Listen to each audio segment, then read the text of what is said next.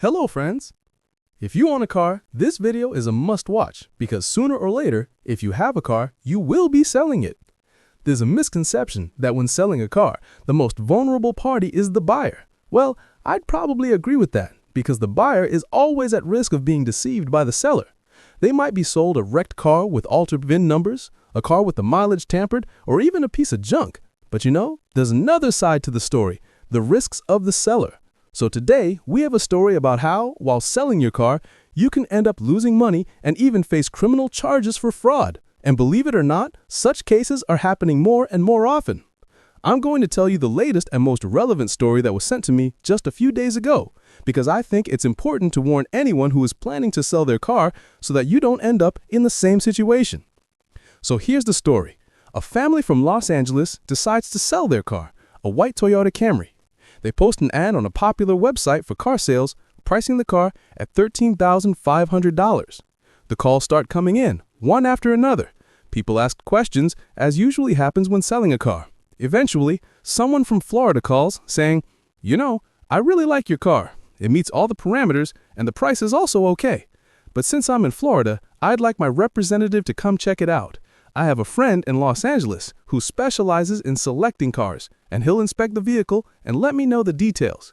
Then I'll decide whether to buy the car or not." A car inspector arrives and inspects the vehicle. The husband and wife are involved in the sale, with the wife being the owner of the car, while the husband handles everything related to the sale, posting the ads and answering calls. We'll call him the seller, although in this case, there are two sellers, as the story could easily be split into two sides. So the expert checks the car and reports that everything is fine. The car is in good condition. He calls the buyer in Florida on speakerphone and updates him. "We're in the car now. I've looked around outside. I've also checked the photos. Let me finish doing a quick computer inspection, checking small things like the air conditioning, the body control module, a few minor details. I'll finish up now and send everything to you." The work on the car has been completed. Well, with the insurance, as always, they scared us a bit more than necessary. So now the left front part has been painted. Everything's fine. Nothing was noticed with the brakes. The windows are in order. You know that, right? As for the sills, it's just dirt from the wheels. More on the right, less on the left. Naturally, it's usually dirtier on that side.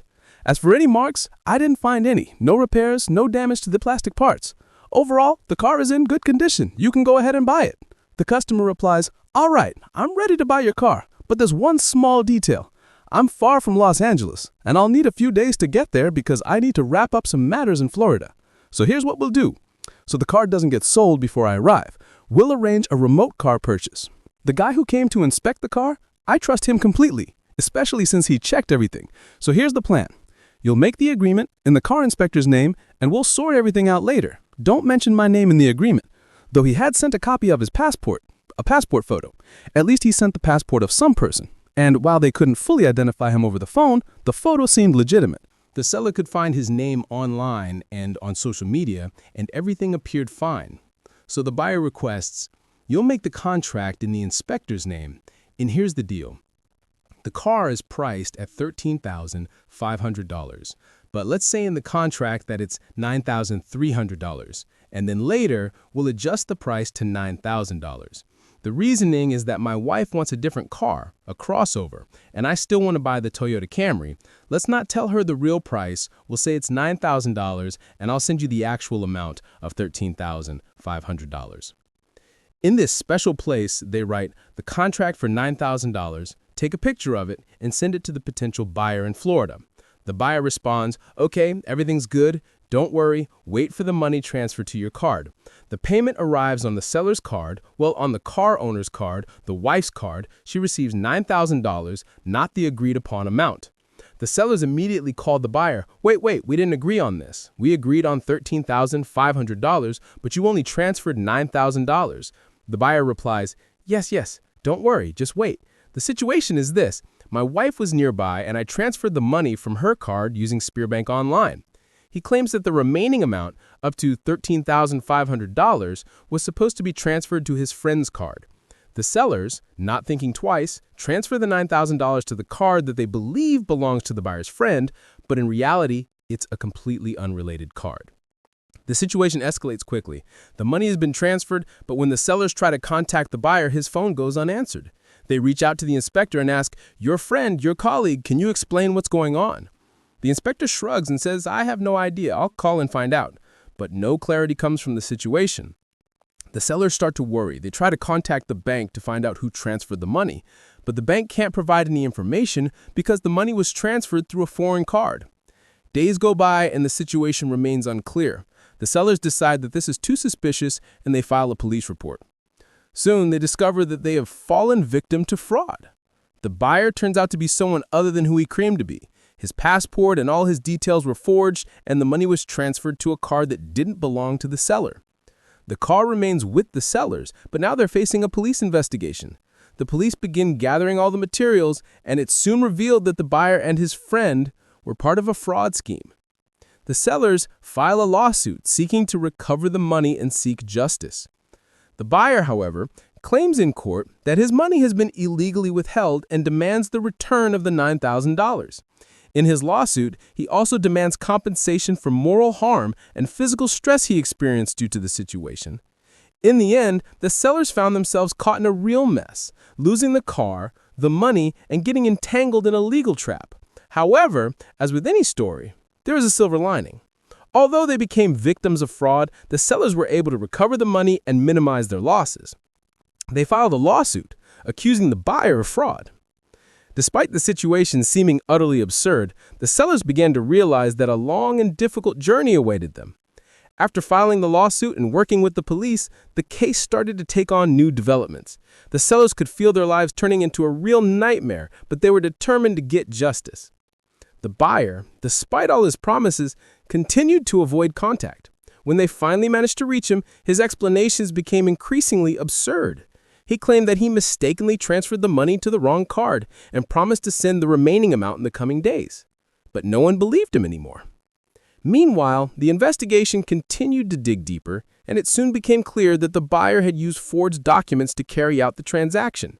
The passport he sent turned out to be fake, and he had used someone else's bank card for the money transfer. The police began to work on tracking down the entire criminal network, but the situation remained incredibly complicated. The judicial system then got involved. The sellers began receiving letters from the buyer's lawyers. They were shocked when they received a pretrial demand to return the $9,000 and even pay compensation for moral damage they experienced due to the situation. They couldn't believe that now they had to defend themselves in court against accusations that should have been directed at the fraudster. As time went on, this situation became more intense.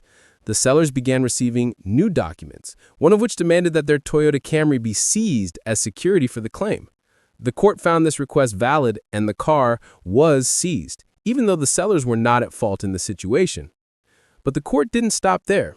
The case continued to evolve, and the sellers found themselves at the center of a legal battle that was taking unexpected turns. Their lawyer requested that the criminal case file be attached to the civil claim, citing the appropriate provisions of the Civil Procedure Code. The court rejected the request, but the case still moved forward. Soon, the sellers received a notice of a new court hearing to address the claim. At this point, it became clear that their situation was not just unusual, it could end very badly for them unless they found a way to prove their innocence. Meanwhile, the investigation continued, and the police finally started to uncover more complex links within the fraud scheme. The police discovered that the money transferred by the sellers was not only sent to the wrong card, but that this card was also tied to other fraudulent activities. Investigators soon found out that the perpetrators continued to use these cards for other crimes. Parallel to this, the sellers decided to take a decisive step. They began gathering all evidence and grew more confident in their innocence with each passing day. They contacted the bank and began collecting proof that the money was transferred to someone else's card. But the court wasn't so simple, and the question of who was truly at fault in the situation remained unresolved. As the sellers continued to gather information and documents, they turned to the police for help in the investigation. They asked the police to find the person responsible for the fraud and determine who the foreign card actually belonged to. Finally, the police began to make progress in this direction, and, as it turned out, the story was even more complicated than they initially thought. Meanwhile, the investigation continued to dig deeper, and it soon became clear that the buyer had used forged documents to carry out the transaction. The passport he sent turned out to be fake, and he had used someone else's bank card for the money transfer. The police began to work on tracking down the entire criminal network, but the situation remained incredibly complicated. The judicial system then got involved. The sellers began receiving letters from the buyer's lawyers. They were shocked when they received a pretrial demand to return the $9,000 and even pay compensation for moral damages. They couldn't believe that now they had to defend themselves in court against accusations that should have been directed at the fraudster. As time went on, the situation became more intense. The sellers began receiving new documents, one of which demanded that their Toyota Camry be seized as security for the claim. The court found this request valid, and the car was seized, despite the sellers not being at fault in the situation. But the court didn't stop there. The case continued to evolve, and the sellers found themselves at the center of a legal battle that was taking unexpected turns. Their lawyer requested that the criminal case file be attached to the civil claim, citing the relevant provisions of the Civil Procedure Code. The court rejected the request, but the case still moved forward. Soon, the sellers received a notice of a new court hearing to address the claim. At this point, it became clear that their situation was not just unusual, it could end very badly for them unless they found a way to prove their innocence. Meanwhile, the investigation continued, and the police finally started to uncover more complex links in the fraud scheme. The police discovered that the money transferred by the sellers was not only sent to the wrong card, but that this card was also tied to other fraudulent activities. Investigators soon found out that the perpetrators continued to use these cards for other crimes. Parallel to this, the sellers decided to take a decisive step. They began gathering all evidence and grew more confident in their innocence with each passing day. They contacted the bank and began collecting proof that the money was transferred to someone else's card. But the court wasn't so simple, and the question of who was truly at fault in this situation remained unresolved. As the sellers continued to gather information and documents, they turned to the police for help in the investigation. They asked the police to find the person responsible for the fraud and determine who the foreign card actually belonged to. Finally, the police began to make progress in this direction, and as it turns out, the story was even more complicated than they initially thought. This is a complex and dramatic story that blends fraud, legal struggles, and a relentless pursuit of justice. As the sellers navigated through this labyrinth of deception, they were forced to deal not only with financial losses, but the psychological toll of being caught up in a legal mess. They initially lost their car, the money, and were left with a tangled web of legal proceedings, but their determination to fight for justice kept them pushing forward. Despite the buyer's assurances, his story fell apart under scrutiny. As the investigation unfolded, the sellers uncovered a far-reaching scam involving forged documents and stolen funds. This case highlights the dangers of trusting too easily, especially when it comes to large transactions involving high-value items like cars. The sellers' legal battle was far from over, as they faced accusations from the buyer and an ongoing investigation that revealed even more fraudulent activity. With their car seized and the case taking unexpected turns, they had to stay resilient, gathering evidence and working with the police to clear their names. The situation evolved into a broader investigation, uncovering a network of fraudsters who used the same methods to carry out other scams. While the road to justice was long, the sellers' perseverance ultimately paid off, showing how perseverance can turn the tables in the face of adversity. Meanwhile, the investigation continued to unravel a web of crimes. Soon it became clear that the fraudsters were using several fake passports and cards belonging to third parties. This information allowed the police to uncover several other schemes involving the same participants, all related to illegal car deals. It was soon revealed that the buyer, or rather the person behind everything, was part of a larger group involved in car fraud. Their scheme was to post fake ads on various websites and then find people willing to transfer money for cars that either didn't exist or were in poor technical condition. The fraudsters used forged passports and other documents to hide their identity and deceive sellers and buyers. Caught in the middle of this investigation, the sellers began receiving additional evidence confirming they had become victims of a larger fraud network. Meanwhile, their lawyer continued working on the case, contacting experts and the police to gather all necessary evidence. The legal proceedings continued for several months, and at this point, the sellers were resolutely determined to win. They began to realize that the case might take a long time, but if they kept fighting, they would eventually prove their innocence. As time went on, the story began to take unexpected turns.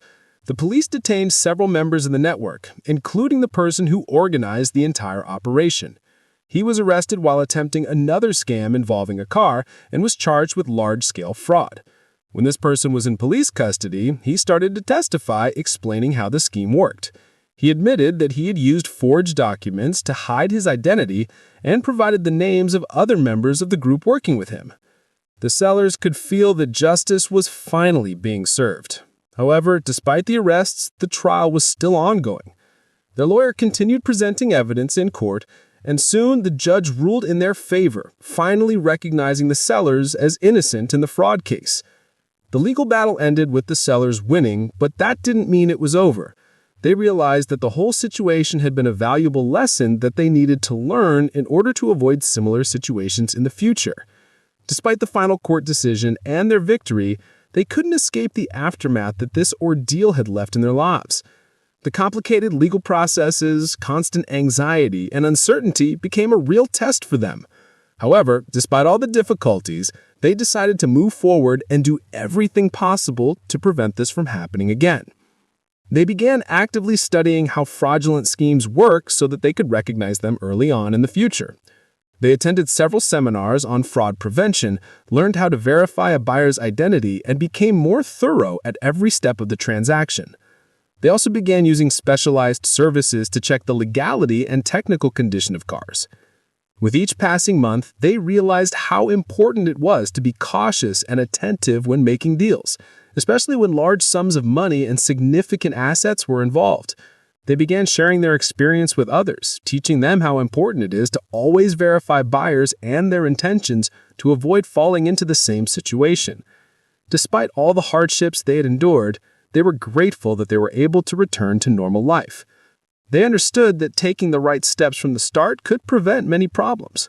The sellers also began using their story to warn others against hasty actions when buying and selling cars. With every new piece of advice they gave to their friends and acquaintances, they felt that a situation that once seemed terrible had now become a lesson that helped them become more attentive and cautious. But perhaps the most important lesson they took from this experience was understanding how crucial it is not to give up, even when everything seems doomed. From that moment on, the sellers became real experts in ensuring safe transactions. They even started helping others avoid fraud when buying and selling cars. They organized free consultations and shared valuable lessons, emphasizing the importance of following simple yet critical rules. Always verify information, never transfer money to strangers' cards, and always stay vigilant. As time passed, the sellers fully restored their reputation and even learned lessons from this unpleasant story. They gained confidence in their ability to protect themselves and their families from fraudulent schemes in the future. However, they never forgot the lesson and continued to share their experience with others to help them avoid similar situations. Ultimately, despite all the struggles and challenges, they were able to get their lives back on track. And that was their true victory.